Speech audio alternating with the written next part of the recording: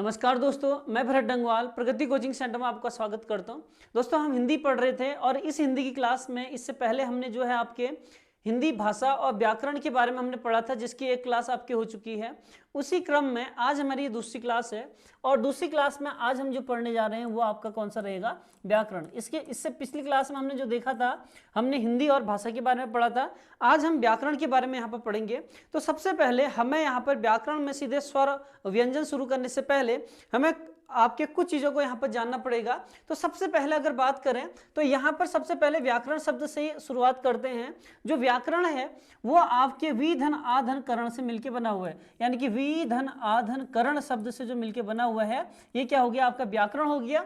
अगर इसके मतलब की बात करें, इसके अर्थ की बात करें तो इसका मतलब होता है आपका भली भांति समझना, भली भांति समझना।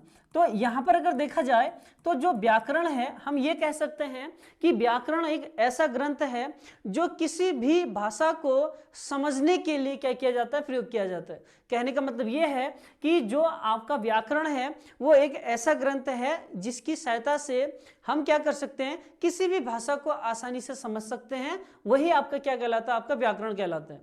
अगर यहाँ पर बात की जाए तो व्याकरण में हमें सबसे पहले कुछ चीज़ों में ध्यान रखना पड़ेगा। जैसे आपका वर्ण हो गया, जैसे इसमें आपका जैसे एक आपका ध्वनि हो जाता है और इसमें आपका अगला जो है आपका शब्द आ जाता है और एक क्या आ जाता है? आपका वाक्य आ जाता है। पहले हम इन चार चीज़ों को समझते हैं, उसके बाद हम जो है आपके वर्णमाला में स्वरों की बात करेंगे। तो सबसे पहले अगर देखा जाए जो वर्ण है, वर्ण किसको कहा जाता है? तो आपको ये याद रखना है कि जो भाषा है उसकी सबसे छोटी इकाई जो है वो क्या होता है? आपका वर्ण होता है। जिसके और अधिक टुकड़े ना किए जा सके उसी को हम क्या बोलते हैं? आपका वर्ण बोलते हैं। अब कहने का मतलब ये है कि जो ये आपका वर्ण है ये आपका भाषा जो है उस भाषा की सबसे छोटी इकाई है और इसके और हम क्या कर सकते हैं? अधिक टुकड़े नहीं कर सकते। वही आपका क्या कहलाता है? आपका वर्ण कहलाता है। और आपको यह याद रखना है कि जो वर्ण है इसी वर्ण का आपका जो मौखिक रूप होता है वही आपका क्या कहलाता है? आपका ध्वनि कहलाता है। आप ऐसे समझिएगा कि जैसे मैंने किसी भी वर्ण को लिखा, जैसे मैंने इसमें आपका अ लिखा, जैसे मैंने आपका आ वर्ण ऐसे लिखा, तो ये आपका जो है वो भाषा का आपका लिखित रूप है। तो ये आपके भाषा की छोटी इकाई हो जाएगी। और आपको ये याद रखना है, अगर मैंने अ बोला, अपने मुख से मैंने अ बोला, तो इसका मतलब ये है कि जो अ है वो आपका क्या हो गया? ध्वनि हो गया। अर्थात जब मैं उसे बोलूंगा तो वो आपका ध्वनि कहलाएगा और जब मैं उसे लिखूंगा तो वो क्या कहलाएगा? आपका वर्ण कहलाएगा। तो आपको इसी क्रम में ये समझना है कि जो आपका वर्ण होता है, वर्ण, इस वर्ण का आपका, आप ये कह सकते हो जो वर्ण है इस वर्ण का आपका जो मौखिक रूप होता है वही आपका जो है वो क्या कहलाता है? आपका ध्वनि कहलाता है। और आपको ये याद रखना है जो आपका ध्वनि है इस ध्वनि का ही आपका लिखित रूप है जो क्या कहलाता है? आपका वर्ण कहलाता है। तो आपको वर्ण और आपका ध्वनि में ये दो चीजें समझना पड़ेगा। सबसे पहले आपका वर्ण जो भाषा की सबसे छोटी इकाई है, दूसरा आपका ध्वनि जो भाषा की सबसे छोटी इकाई है लेकिन मौखिक रूप से। अभी आगे चल के इन क्वेश्चनों पे दोबारा से बात करेंगे। अब यहाँ पर अगर शब्द की बात करें तो शब्द अगर बोले तो जो वर्ण होते हैं इन वर्णों का आपका जो सार्थक समूह है यही आपका क्या कहलाता है? आपका शब्द कहलाता है।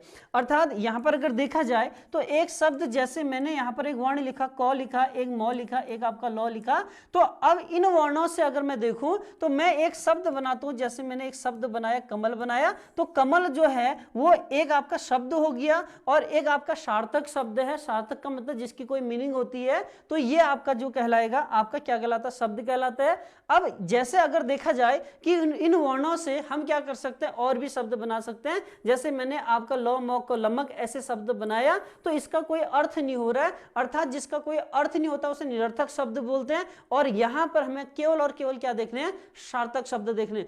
अर्थात सार्थक शब्दों का समूह ही आपका क्या कहलाता है? आपका शब्द कहलाता है। और आपका जो वाक्य है ये और भी आसान बन जाता है कि जो शब्द हैं इन शब्दों का आपका सार्थक समूह आपका क्या कहलाता है? आपका वाक्य कहलाता है। जैसे कमल मैंने लिखा, जैसे कमल गाना गाता है, कमल खाना खाता है, ऐसे अगर मैं इन वाक्यों को छोटे छोटे शब्दों से पूरा करता हूं तो वही आपका क्या कहलाता है, आपका वाक्य कहलाता है। तो ये तो था, आपको इन चीजों के बारे में थोड़ा ध्यान रखना है। और सबसे पहले अगर मैं इस पे कुछ क्वेश्चन मैं यहां पर देखूं तो सबसे पहले आप ये याद रखना, अगर आपसे पूछा जाए जो भाषा है, इस भाषा की सबसे छोटी इकाई कौन सी है, भाषा की सबसे छोटी इकाई आपसे पूछी जाए तो इसका आंसर आप क्या करोगे, वर्ण ही करोगे। दूसरा अगर देखा जाए, जो अगर इसमें देखा जाए लिखित रूप में भाषा की सबसे छोटी इकाई आपसे पूछी जाए तो ये आपका कौन सा होगा, आपका वर्ण होगा। और तीसरा अगर देखा जाए मौखिक रूप में भाषा की सबसे छोटी इकाई आपसे पूछी जाए तो आपका क्या हो जाएगा, आपका ध्वनि हो जाएगा। और आपका चौथा जो है, आपके अर्थ के आधार पर अगर भाषा की सबसे छोटी इकाई पूछी जाए तो वो क्या होता है, आपका शब्द होता है। और पांचवा जो है, आपके भावार्थ के आधार पर अगर आपसे पूछा जाए भाषा की सबसे छोटी इकाई कौन सी है तो आपका कौन सा हो गया, आपका वाक्य हो गया। तो आप ऐसा कह सकते हो कि ये आपके भाषा की सबसे छोटी इकाई वर्ण हो गया, लिखित रूप में भी आपका वर्ण कहलाता है, मौखिक में आपका ध्वनि, अर्थ में शब्द हो गया, भावार्थ में आपका वाक्य हो गया। लेकिन आपको यह याद रखना है, कभी भी भाषा की छोटी इकाई पूछी जाए तो आपको केवल और केवल क्या करना है, वर्ण करना है। और अगर लिखित, मौखिक, अर्थ और भावार्थ के आधार पर दिया होगा तो इसके आंसर आपके चेंज हो जाएंगे। अब इसी में हम आगे बढ़ते हैं। तो सबसे पहले हम जो है अब इसमें व्याकरण में हम जो आपका शुरू करने जा रहे हैं वो कौन सा, आपका वर्णमाला। तो आपको ये याद रखना है कि जो वर्णमाला है वो दो प्रकार से होती है, एक आपका क्या कहलाते हैं, स्वर कहलाते हैं, और दूसरा क्या कहलाता है, आपके व्यंजन कहलाते हैं। सबसे पहले अगर बात की जाए वर्णमाला की, जो आपके वर्ण होते हैं उन वर्णों का व्यवस्थित रूप ही आपका क्या कहलाता है, वर्णमाला कहलाता है। जैसे अगर मैंने आपका अ लिखा, जैसे मैंने आपका आ लिखा, और जैसे इसके बाद अगर मैंने उ, ऐसे ही मैंने ए, ऐसे मैंने ऐ लिखा, तो ये इसका एक व्यवस्थित क्रम नहीं है। अर्थात आपके वर्णों का व्यवस्थित क्रम देखा जाए तो जैसे मैं अ लिख रहा हूं, जैसे आ लिख रहा हूं, जैसे छोटा ही हो गया, ऐसे बड़ा ही, ऐसे करके मैं इसका आपका क्रम लिखूंगा तो यही आपका जो कहलाता है वो क्या कहलाता है, आपका वर्णमाला कहलाता है। अब वर्णमाला में अगर देखें तो सबसे पहले हम स्वरों की बात करेंगे। स्वर का मतलब ये होता है कि ऐसे वर्ण जिनको बनने के लिए दूसरे की आवश्यकता नहीं होती, अर्थात जिसे दूसरे वर्ण की आवश्यकता नहीं होती है वो आपका स्वर कहलाता है। और जिसे आपके बनने के लिए स्वर की सहायता लगती है वो क्या कहलाता है, आपका व्यंजन कहलाता है। तो आपको स्वर और व्यंजन में ये परिभाषाएं आपको देखनी है। अब सबसे पहले अगर देखा जाए जो आपका स्वर है, इन स्वरों को कई किताबों में 5 प्रकार से वर्गीकृत किया गया है और कहीं पर आपके 7 प्रकार दिखाए गए हैं। तो आपको ये याद रखना है कि वर्ग जो आपके स्वर हैं इन्हें अधिकांश किताबों में 5 प्रकार से वर्गीकृत किया गया, लेकिन मैं आपको 2 और इसमें बताऊंगा। तो सबसे पहले देखा जाए तो आपके उच्चारण अवधि के आधार पर जो है, उच्चारण अवधि के आधार पर हम आपके स्वरों को देखते हैं। दूसरा इसमें देखा जाए तो जो इसमें आपको देखने को मिलेगा ये ओष्ठाकृति के आधार पर भी इसके आपके 2 प्रकार भी देखने को मिलेंगे। तीसरा देखा जाता है जो जीवा है, इस जीवा की क्रियाशीलता के आधार पर आप इन्हें पढ़ोगे। और चौथा देखा जाए तो इसमें आपके मुखाकृति के आधार पर आप देखोगे कि आपके जो क्या हैं स्वर हैं वो आपके 4 प्रकार से हैं। ऐसे अगर पांचवें की बात की जाए तो जो आपके नासिकीय व्यंजन होते हैं, नासिक के आधार पर देखा जाए तो ये आपके कितने प्रकार होते हैं, आपके 2 इसमें भी देखने को मिलेंगे। इसके अलावा मैंने आपसे कहा कि छठा एक आपका अन्य इसमें उत्पत्ति के आधार पर देखने को मिलता है, और 7वां जो है इसी प्रकार से एक हमें आपके किसके आधार पर देखने को मिलता है, जाति के आधार पर भी देखने को मिलता है। तो हम इसी पर आज बात करेंगे। सबसे पहले अगर देखा जाए तो सबसे पहले हम जो है आपके उच्चारण अवधि के आधार पर बात करेंगे। तो उच्चारण अवधि के आधार पर अगर देखा जाए, उच्चारण अवधि के आधार पर, अवधि बोलिए या आप इसे काल बोलिए, समय बोलिए, एक ही बात है। तो उच्चारण काल के आधार पर अगर देखा जाए तो ये आपके जो हैं 2 प्रकार से देखे जाते हैं। एक आपका जो है ह्रस्व स्वर कहा जाता है और एक दूसरा जो है आपका इसमें दीर्घ स्वर के नाम से जाना जाता है। कई किताबें जो हैं आपके तीसरा प्रकार भी देती हैं और वो कौन सा आता है, आपके प्लुत स्वर के नाम से जाना जाता है। और आपको ये याद रखना है कि जो प्लुत स्वर है ये आपके केवल और केवल कहाँ इस्तेमाल किए जाते हैं, आपके संस्कृत में ही इस्तेमाल किए जाते हैं। तो इसे आपको इसमें नहीं देखना है। सबसे पहले अगर देखा जाए जो आपका ह्रस्व स्वर है इसकी परिभाषा अगर देखी जाए कि जिन स्वरों को बोलने में सबसे कम समय लगता है, या आप कह सकते हो जिन्हें बोलने में एक मात्रा का समय लगता है, उसे ह्रस्व स्वर या अन्य इसे आपके लघु स्वर या ऐसे मूल स्वर के नाम से भी जानते हैं। इसी को आपके लघु स्वर या इसी को आपके मूल स्वर के नाम से भी जानते हैं। और इनकी जो संख्या है आपके 4 हैं, जैसे अ हो गया, जैसे आपका आ जाएगा, जैसे ई हो गया, और जैसे अ ई और आपका छोटा ई हो गया, ऊ हो गया, और आपका क्या हो गया री। तो ये जो आपके 4 के 4 हैं ये आपके ह्रस्व या लघु या मूल स्वर के नाम से इनको जाना जाता है। अब जिनको बोलने में ज्यादा समय लगता है या जिनको बोलने में आपके 2 मात्रा का समय लगता है उसी को आपका दीर्घ के नाम से जाना जाता है, और जो अन्य आपके 7 स्वर बचते हैं वो किस में आ जाते हैं, आपके दीर्घ में। और यहाँ पर प्लुस स्वर में ये कहा जाता है कि प्लुस स्वर का इस्तेमाल वैसे आपके संस्कृत में प्रयोग किया जाता है, लेकिन आप ये देखना कि इसमें जो है आपके हिंदी का 3 जहां पर आपको देखने को मिलेगा, इसकी पहचान ही वही होती है, वो क्या कहलाता है, आपके प्लुस स्वर के नाम से जाना जाता है। आप इसकी परिभाषा अगर देखें तो ये इसकी परिभाषा ये होती है, जिसको बोलने में ह्रस्व स्वर से तिगुना और दीर्घ स्वर से दुगना समय लगता है, उन्हीं स्वरों को आपके प्लुस स्वर के नाम से जाना जाता है। और इसमें एग्जाम्पल जैसे कि हम ऐसे राम लिखते हैं तो संस्कृत में जैसे आपका राम लिखा जाता है, जैसे हम इसमें आपका ओम लिखते हैं, ये सब के सब आपके कौन से स्वर कहलाते हैं, आपके प्लुस स्वर कहलाते हैं। और ये याद रखना कि आवाज देने में यानी कि बुलाने में अगर किन्हीं स्वरों का ज्यादा प्रयोग किया जाता है तो वो कौन से स्वर कहलाते हैं, आपके प्लुस स्वर के नाम से आपका जाना जाता है। तो सबसे पहले हमने उच्चारण अवधि के आधार पर देखा कि इनके आपके कितने प्रकार है, 2 हैं, एक आपका ह्रस्व है, एक आपका दीर्घ है।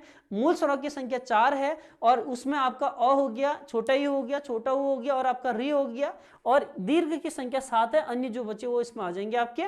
अब इसके बाद अगर बात करें अगला प्रकार जो है वो आपका कौन सा इसमें देखने को मिलता है, आपके ओष्ठाकृति के आधार पर देखने को मिलेगा। यानी कि ओष्ठाकृति के आधार पर जो आपके स्वर हैं इन्हें 2 प्रकार से विभाजित किया गया है, एक आपके व्रतमुखी स्वर कहलाते हैं और दूसरा जो है आपका क्या कहलाता है, आपके अव्रतमुखी स्वर के नाम से जाना जाता है। अब आपको यह याद रखना है, व्रतमुखी का मतलब ये होता है कि जिन स्वरों को बोलने में जो होठ है वो आपके गोल हो जाते हैं उन्हें व्रतमुखी बोला जाता है, और अव्रतमुखी उनको बोला जाता है जिन्हें बोलने में गोल नहीं होता, अर्थात ऐसे स्वर जिन्हें बोलने में होठ गोल नहीं होते उन्हें आपके किस नाम से जाना जाता है, आपके अव्रतमुखी के नाम से आपका जाना जाता है। जैसे इसमें सिंपल सा है, आपको देखने को मिलेगा, जैसे आप ऊ बोलते हो, बड़ा ऊ हो गया, जैसे ओ हो गया, जैसे औ हो गया, ये चार के चार आपको कहाँ पे व्रतमुखी में देखने को मिलते हैं।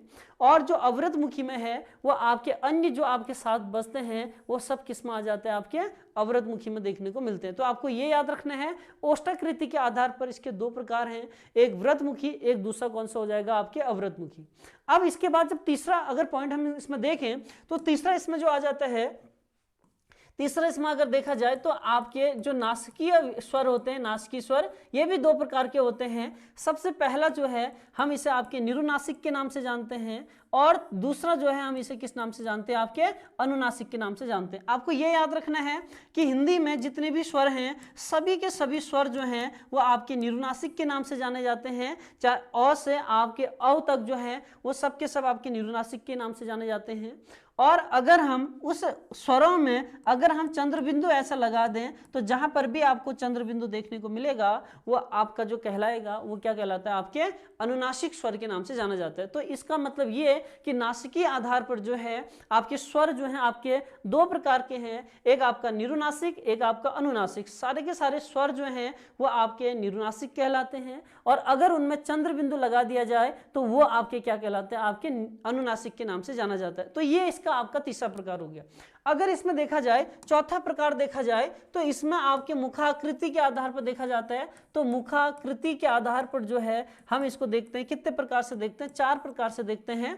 सबसे पहला है इसमें आपके समृद्ध स्वर, तो सबसे पहला आपका समृद्ध स्वर हो गया।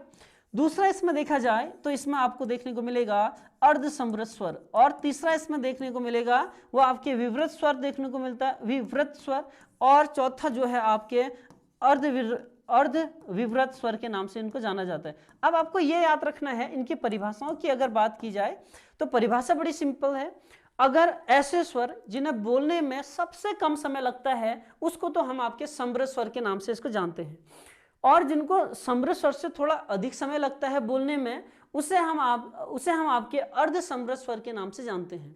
और आपको यह याद रखना है जिसको बोलने में सबसे ज्यादा समय लगता है वो आपके विवृतमुखी स्वर के नाम से जाना जाता है, और अर्ध विवृति का मतलब ये हो जाता है कि जिन्हें बोलने में आपके विवृत से आपका कम समय लगता है लेकिन आपके अन्य समृद्ध और अर्ध समृद्ध से ज्यादा समय जिसमें लगता है उसी को हम क्या है आपके अर्धविवृत स्वर के नाम से जानते हैं। तो मैंने आपसे कहा जिसको बोलने में सबसे कम समय लगे समृद्ध, जिसको बोलने में समृद्ध से थोड़ा ज्यादा समय लगे अर्ध समृद्ध के नाम से जानते हैं, और जिसको बोलने में सबसे ज्यादा समय लगे उसे विवृत स्वर के नाम से जानते हैं, और जिसको विवृत से थोड़ा कम समय लगे और आपके अन्य से आपके अधिक समय लगे उसी को आपके अर्धविवृत स्वर के नाम से इनको जाना जाता है।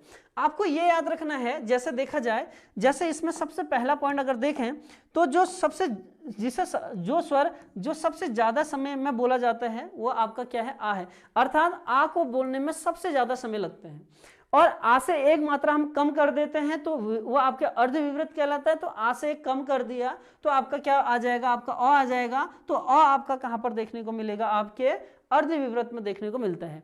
अब इसमें देखा जाए जो आपके इससे थोड़ा कम समय लगता है, जैसे आपका ई हो गया, बड़ा ई हो गया, इसमें आपका जैसे इसमें आपका कौन सा आ जाएगा, ऊ आ जाएगा, ऊ आ गया। और इसी में अगर देखा जाए तो आपका कौन सा आ गया, इसमें आपका री आ गया। ये आपके समृद्ध के नाम से इनको जाना जाता है। और आपको ये याद रखना है, इसके बाद जैसे आपका अ है, जैसे आपका ए है, ए आपके अर्ध समृद्ध कहलाता है। और जैसे हम इसमें एक मात्रा और देंगे तो ये इससे थोड़ा ज्यादा समय लगेगा, तो ये कौन सा हो जाएगा, ए ऐ बन जाएगा। और आपको ये याद रखना है, ओ आपका यहाँ पर आ जाता है और अ आपका कहाँ पर आ जाएगा, ये आ जाएगा। तो आपको ये याद रखना है कि आपके समृद्ध अर्ध समृद्ध आपके कौन कौन से हैं, यानी कि जिसको बोलने में सबसे ज्यादा समय लगे आप वही से स्टार्ट कीजिए। आ से थोड़ा कम आपका अ हो गया, फिर आपके ई उ आपके यहाँ आ जाएंगे, और ए ऐ ओ औ आपको देखने को ऐसा मिलेगा। तो ये किसके आधार पर हो गया, आपके अगर देखा जाए तो ये आपके मुखाकृति के आधार पर ये आपको देखने को मिलते हैं।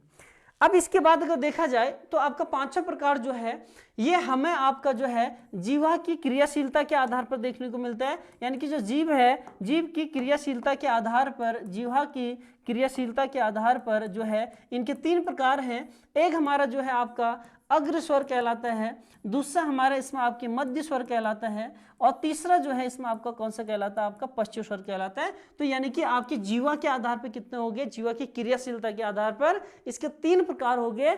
एक आपका अग्र स्वर और एक मध्य स्वर, एक आपका पश्चिम स्वर। परिभाषा बड़ी सिंपल सा है, अगर हम आपके किसी भी स्वर को बोलते हैं, अगर जीभ आगे को जाए तो उसे अग्र स्वर बोलते हैं, जीभ पीछे को जाए उसे पश्चिम स्वर बोलते हैं, और जीभ अगर मध्य में रहे उसे क्या बोलते हैं, मध्य स्वर के नाम से इसको जाना जाता है। तो आपको ये याद रखना है, सबसे पहला अगर देखा जाए तो इसमें जो आपका अ आता है, अगर अ की बात करें तो अ इसमें जो है आपका मध्य में आ जाता है, तो ये आपका क्या कहलाएगा, मध्य स्वर कहलाएगा।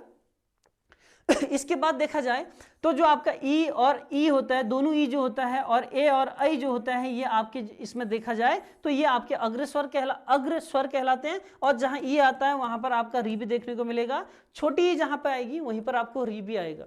अगला देखा जाए तो अब जितने बचे, जैसे आ इसमें बच गया, यहाँ पर आ जाएगा, और इसमें आपका ओ हो गया, बड़ा ओ हो गया, ऐसे आपका ओ हो गया, और औ जो हो गया। अगर इनको देखें तो ये सब के सब आपके किस में आ जाते हैं, आपके पश्चिम स्वर में देखने को मिलते हैं। तो ये आपके जीवा की क्रियाशीलता के आधार पर जो आपके स्वर हैं वो आपके तीन प्रकार से हैं, अग्र, मध्य और पश्चिम स्वर। हमने आपके ये देखे, इसमें आपके कितने हो जाएंगे, अगर देखा जाए तो 5 यहाँ पर हो गए, एक यहाँ पर हो गया, और आपके 5 यहाँ पर देखने को मिलते हैं, क्योंकि स्वरों की संख्या कुल आपकी कितनी होती है, 11 होती है। अब ये तो आपके 5 प्रकार थे जो मैंने आपको बताया। इसके अलावा अगर देखा जाए तो आपके कुछ और प्रकार मिलते हैं। जैसे छठा अगर इसमें बात करें तो इसमें हमें आपके उत्पत्ति के आधार पर देखने को मिलता है, यानी कि एक हमें उत्पत्ति के आधार पर देखने को मिलता है, और दूसरा अगर देखा जाए तो हमें इसमें आपके जाति के आधार पर देखने को भी मिलेगा। तो आपको ये याद रखना है, उत्पत्ति के आधार पर जो है इसे आपके 2 भागों में बांटा गया है। एक आपका जो है मूल स्वर के नाम से जाना जाता है, और दूसरा जो है हम इसे संधि स्वर के नाम से जानते हैं। इसीलिए मूल स्वर हमने इससे पहले भी पढ़ लिए थे, इसीलिए अगर देखा जाए तो कई लोग इसको एक ही मानते हैं। कहने का मतलब यह है उच्चारण अवधि के आधार पर इसे देखा जाता है। तो अभी अगर देखा जाए तो अगर हम बोलें, सबसे पहले मूल स्वर बोलें और संधि स्वर बोलें, तो पहले इनकी परिभाषा समझ लेते हैं। अगर इसमें परिभाषा की बात करें, जिसको बोलने में अन्य किसी वर्ण की हमें सहायता नहीं लगती है उसे मूल स्वर कहते हैं, और जिनको बोलने में हमें आपके मूल स्वर की आवश्यकता पड़ेगी उसी को हम आपके संधि स्वर के नाम से जानेंगे। अर्थात जिसे आपके बनने में या बोलने में किसी दूसरे की आवश्यकता नहीं होगी, वो आपके मूल स्वर कहलाते हैं। और जिसमें हमें उस मूल स्वर की आवश्यकता देखने को मिलती है, उसी को हम आपके संधि स्वर के नाम से इसमें जानते हैं। आपको यह याद रखना है, इससे पहले हमने पढ़ा था कि जैसे आपका अ हो गया, जैसे आपका ई हो गया, जैसे आपका उ हो गया और जैसे आपका री हो गया, ये तो आपके क्या कहलाते हैं, आपके मूल स्वर के नाम से इनको जाना जाता है। इससे पहले भी हमने पढ़ा था। और जितने बचे वो किस में आती है, संधि स्वर में देखने को मिलते हैं। अब लेकिन एक बात और है, ये संधि स्वर में जितने सारे और आपके स्वर बच रखे, इसको भी दो प्रकार से बांटा गया है। एक अगर देखा जाए तो इसमें आपके दीर्घ स्वर के नाम से इसे देखा जाता है, और दूसरा जो है हम इसे आपके संयुक्त संधि स्वर के नाम से जानते हैं। तो सबसे पहला आपका दीर्घ संधि स्वर हो गया, और दूसरा कौन सा हो गया, संयुक्त संधि स्वर। आपको यह समझना है कि यहां पर जो है, जहां पर आपके दो सेम वर्ण देखने को मिलते हैं और उससे आपके अगले वर्ण बनता है, तो उसको हम दीर्घ बोलते हैं। और जिसको बनने में जो है आपके भिन्न स्वरों का इस्तेमाल किया जाता है, उसी को हम जो है आपके संयुक्त संधि स्वर के नाम से जानते हैं। जैसे अगर देखा जाए तो जैसे आ जैसे बन रहा है, तो अ प्लस अ बराबर क्या होता है, आपका आ होता है।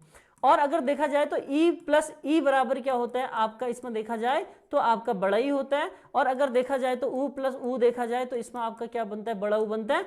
अर्थात जिनको बनने में सेम वर्ण लगते हैं, सेम वर्णों की सहायता लगती है, उसी को हम आपके दीर्घ संधि स्वर के नाम से जानते हैं। अब अगर संयुक्त की बात करें तो संयुक्त में अगर देखा जाए तो जैसे आपका यहाँ पर देखें, जैसे आपका इसमें आपका अ हो गया, अ में अगर हम ई के साथ जोड़ें तो ये क्या बन जाता है, आपका ए बन जाता है। और अगर हम अ के साथ ही अब अगर हम ए बनाएं तो ये क्या बन जाता है, आपका ऐ बन जाता है। अ के साथ ही अगर हम देखें, ऊ को देखें तो ये आपका ओ बन जाता है।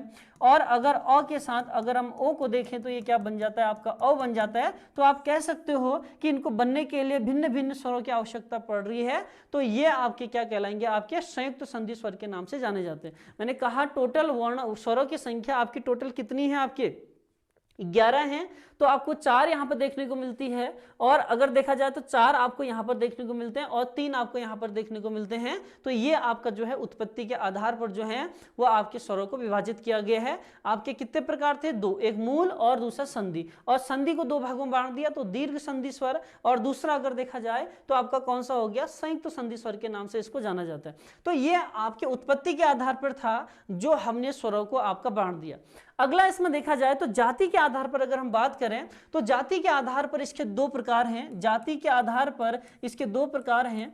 इसमें सबसे पहले जो है आपके सवर्ण स्वर के नाम से जाना जाता है, और दूसरा जो है हम इसे अस्वर्ण स्वर के नाम से जानते हैं। अब परिभाषा अगर देखी जाए तो यानी कि जिनको बनने के लिए आपका, आप ऐसा कह सकते हो कि यहाँ पर आपके समान उच्चारण हो, और दूसरा इसमें प्रयत्न सेम लगे। कहने का मतलब है अगर हम किसी भी स्वर को बोल रहे हैं, उन स्वरों में वो कौन कौन ऐसे स्वर हैं जिनका उच्चारण स्थान भी सेम है, और अगर देखा उनका उच्चारण भी सेम होता है, और उनका प्रयत्न भी उतना ही लगता है, अर्थात उसमें ताकत भी उतनी लगती है, तो वो स्वर्ण स्वर कहलाते हैं। और जिसके इसके विपरीत देखने को मिलता है उसे अस्वर्ण स्वर के नाम से जानते हैं। जैसे मैंने यहाँ पर एक वर्ण लिखा, जैसे मैंने अ आ लिखा, तो आपने ये पाया कि दोनों में साउंड आपका सेम आ रहा है, और अगर देखा जाए तो दोनों को जो प्रयत्न है, ताकत है, वो भी सेम लग रही। जैसे मैंने अ आ बोला, जैसे ई बोला, जैसे ऊ बोला, और अब जैसे मैं ए ऐ बोलूंगा तो यहाँ पर चेंज हो जाएगा।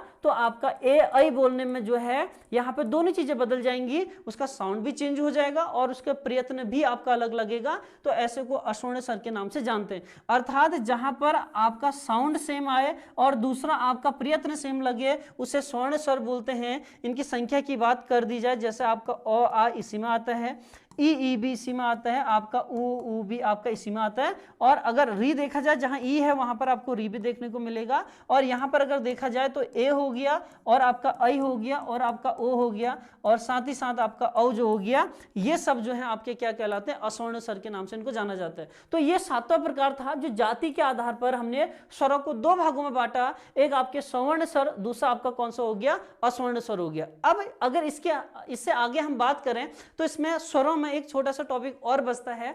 तो सबसे पहले हम इसको जान लेते हैं कि इसमें आपका जो है अयोगवा दो शब्द देखने को मिलते हैं। जैसे आपका अंक और अह है, इसे हम आपका क्या बोलते हैं, आपके अयोगवा के नाम से इनको जाना जाता है। अब इन्हें अयोगवा क्यों कहा जाता है वो समझ लेते हैं। एक तरफ मैंने आपके स्वर लिख लिए और दूसरी तरफ मैंने यहाँ पर आपका व्यंजन लिख लिया। आपको यह समझना है इसमें, जैसे अगर स्वरों की बात की जाए, आपको पता है कि जिन्हें बनने में दूसरे वर्णों की आवश्यकता नहीं होती उसे स्वर बोलते हैं, और जिसको स्वरों की सहायता पड़ेगी उसे क्या बोलते हैं, आपका व्यंजन बोलते हैं। तो अगर यहाँ पर देखा जाए, जैसे अंक और अह देखा जाए, तो जैसे मैंने यहाँ पर आपका अंक लिखा और जैसे मैंने यहाँ पर अह लिखा, तो आपने ये पाया कि ये जो बन रखा है, अगर ये जो बना हुआ है इसने अ का योग ले रखा है, अर्थात अ के योग का वहन कर रखा है। तो अ में आपका इसमें देखा जाए तो आपका इसमें जो है आपके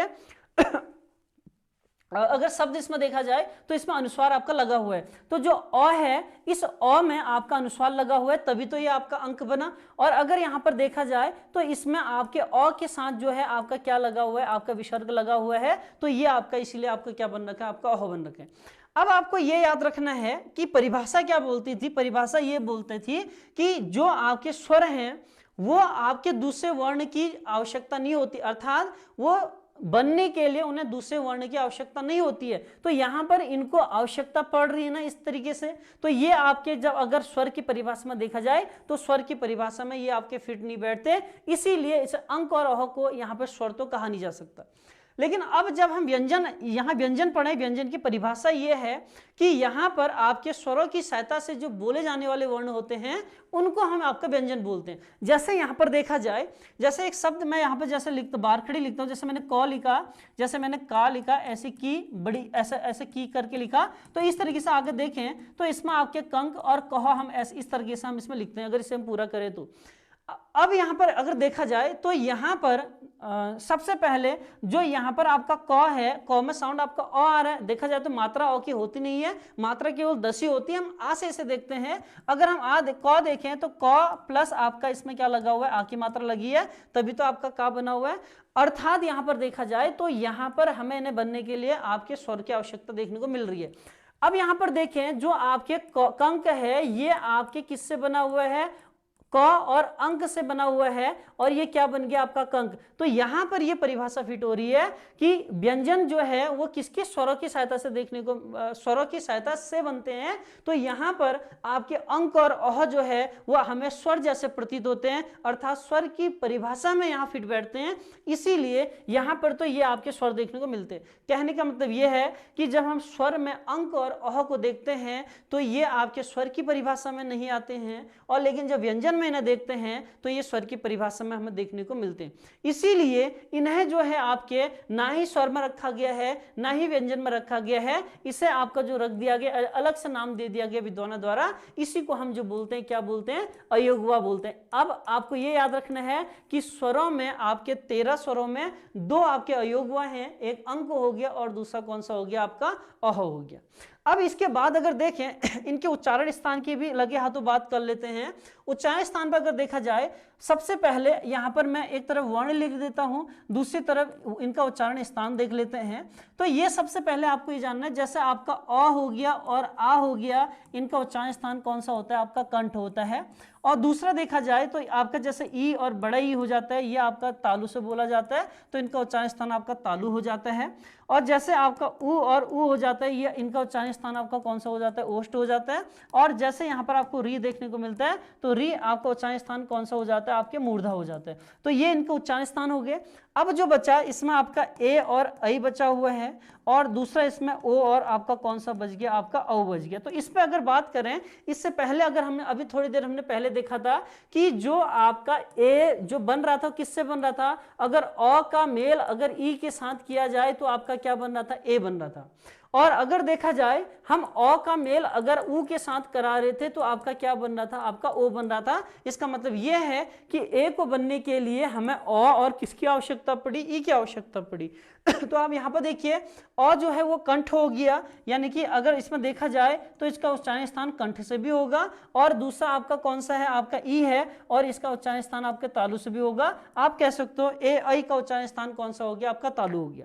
अब दूसरा अगर देखा जाए तो यहाँ पर जो ओ औ है उसका उच्चारण स्थान देखें तो सबसे पहले अ और उ से आपका ओ बनता है। अ का उच्चारण स्थान आपका कंठ हो गया तो ये कंठ आएगा। उ का उच्चारण स्थान क्या होता है, ओष्ठ होता है, तो ये आपका कौन सा हो गया, कंठोष्ठ हो गया। तो आप कह सकते हो कंठ और ओष्ठ से आपका जो है इन स्वरों का उच्चारण स्थान आपको देखने को मिलेगा। तो आपके उच्चारण स्थान के आधार पर भी मैंने आपको ये बता दी। तो ये आपका हिंदी में जो था हमने स्वर पढ़े। अगली क्लास में हम इसमें आपका क्या देखेंगे, व्यंजन देखेंगे। आपको ये याद रखना है, हमने सबसे पहले अगर स्वरों की बात की जाए तो स्वरों में सबसे पहले अगर आप देखोगे तो स्वरों को जो है निम्न प्रकार से आपका विभाजित किया गया है। उसमें सबसे पहले हमने जो देखा था इसमें सबसे पहले हमने जो देखा था वो आपका कौन सा देखा, आपका इसमें उच्चारण अवधि के आधार पर देखा। दूसरा हमने आपके ओष्ठाकृति के आधार पर देखा। तीसरा हमने इसमें जीवा के आधार पर देखा और मुखाकृति के आधार पर, नास के आधार पर देखा। विद्वान इन पांचों का ही आप स्वरों का वर्गीकरण मानते हैं, लेकिन अन्य में अगर हमने देखा उत्पत्ति के आधार पर और जाति के आधार पर देखा। इसके बाद हमने अयोगुआ देखा और उसके बाद उच्चारण स्थान के आधार पर देखा। तो अगली क्लास में अब हम जो पढ़ेंगे आपका व्यंजन पढ़ेंगे। धन्यवाद।